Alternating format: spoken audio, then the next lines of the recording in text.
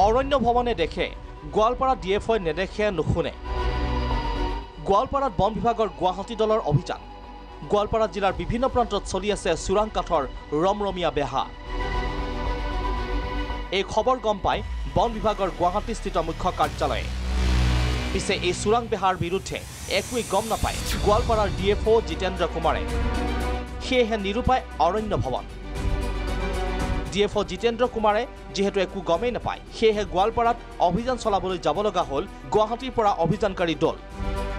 অৰণ্য ভৱনৰ বন প্ৰাধিকাৰী বিষয়া কৌশল ডেকাৰ নেতৃত্বত যোৱা দলে জিলাখনৰ ৰংজুলি বনাঞ্চলিক বিষয়াৰ অধীনৰ শিমলিটোলা বজাৰত অভিযান চলাই জব্দ কৰে 40 লাখ টকাৰ চোৰাং কাঠ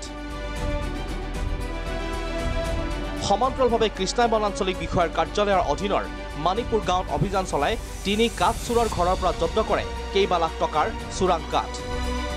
জিলাখনত দীৰ্ঘদিনৰ পৰা চলি অহা এই চোৰাং বেহা বিষয়ে একো নজনা এইজন ডিএফঅ জিতেন্দ্ৰ কুমাৰক এতিয়া আপুনি কি বুলি অভিহিত কৰিব গোৱালপাৰাত বহি কি কৰি আছে জিতেন্দ্ৰ কুমাৰে ভিজন প্ৰাগৰ এই প্ৰতিবেদনত জিতেন্দ্ৰ কুমাৰৰ মাত্ৰ এটা কামৰ নমুনা দাঙি ধৰাৰ প্ৰয়াস কৰা হৈছে বালি মাফিয়াৰ ভূমিকাত গোৱালপাৰাৰ ডিএফঅ বন মন্ত্ৰী চন্দ্ৰমোহন পাটোৱাৰীক পাত্তাই নিদিয়ে ডিএফঅ জিতেন্দ্ৰ কুমাৰে বনদস্যুৰ ভূমিকাত গোৱালপাৰাৰ ডিএফঅ জিতেন্দ্ৰ কুমাৰ বন আইন অথবা বননীতিক এইবোৰ একোকে নামানে ডিএফঅ জিতেন্দ্ৰ কুমাৰে একমাত্ৰ ধনৰ বাবে অসম্ভৱক সম্ভৱ কৰিব পৰা জিতেন্দ্ৰ কুমাৰে বাকীটো দূৰৰে কথা গুৰুত্ব নিদিয়ে খুদ বন মন্ত্ৰীক এইজন জিতেন্দ্ৰ কুমাৰে শেহতীয়াভাৱে গোৱালপাৰা জিলাত যি কাণ্ড সংঘটিত কৰিছে তাক দেখিলে শুনিলে সকলোৰে চকু কপালত উঠিব গোৱালপাৰা জিলাত ধনৰ বাবে বালি মাফিয়াৰ ভাৱত অৱতীৰ্ণ হোৱা ডিএফঅ গৰাকীয়ে জিলাখনৰ বিভিন্ন স্থানত অবৈধভাৱে আৱণ্টন দিছে বালিমহল অভিযোগ অনুসৰি ডিএফঅ গৰাকীয়ে 6 গাঁৱৰ গাৰুমাৰাৰ দীপক ৰাভাৰ নামত দুধনৈ নৈৰ বালিমহল 3A নিবিদা অবিহনে মহলটো চলাই যাবলৈ অনুমতি দিছে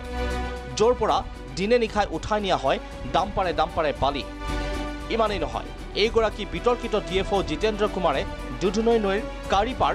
জিঞ্জিৰাম নৈৰ ৰংচাই কাৱৈমাৰী হালধিবাৰী আৰু গুমেৰজাৰত অবৈধভাৱে বালিমহল চলাই যাবলৈ দি কোটি কোটি টকাৰ গৰাকী হোৱাৰ বিপৰীতে চৰকাৰক বঞ্চিত কৰিছে ৰাজহৰ পৰা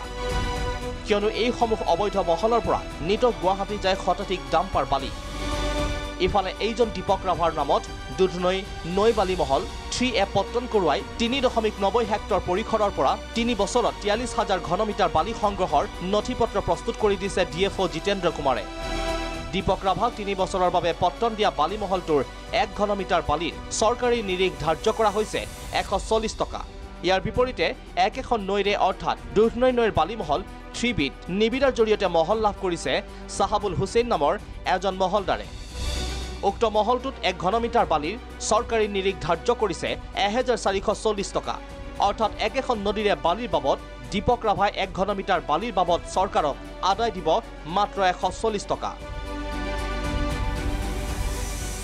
আৰু সাহাবুল হুছেইনে চৰকাৰক দিব 1440 টকা দীপক ৰাভাৰ ক্ষেত্ৰত ডিএফঅ গৰাকী কিয় ইমান দয়ালু হৈছে সেই কথা হয়তো এতিয়া বুজিবলৈ আৰু কাৰোৱে বাকি নাই চৰকাৰক ৰাজহৰ পৰা বঞ্চিত কৰি একমাত্ৰ নিজৰ পকেট গৰম কৰা ডিএফঅ জিতেন্দ্ৰ কুমাৰৰ দুৰ্নীতিৰ দস্তাবেজৰ এয়া এটা উদাহৰণহে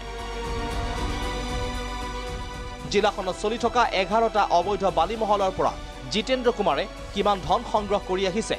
যাৰ বাবে জিতেন্দ্ৰ কুমাৰৰ এলেকাত অভিযান চলাবলগীয়া হৈছে গুৱাহাটী দলে আৰু আছে জিতেন্দ্ৰ কুমাৰৰ অনিয়ম সবিশেষ ফাদিল কৰা হ'ব পৰৱৰ্তী প্ৰতিবেদনত ব্যুৰ ৰিপৰ্ট ভিজন প্ৰাগ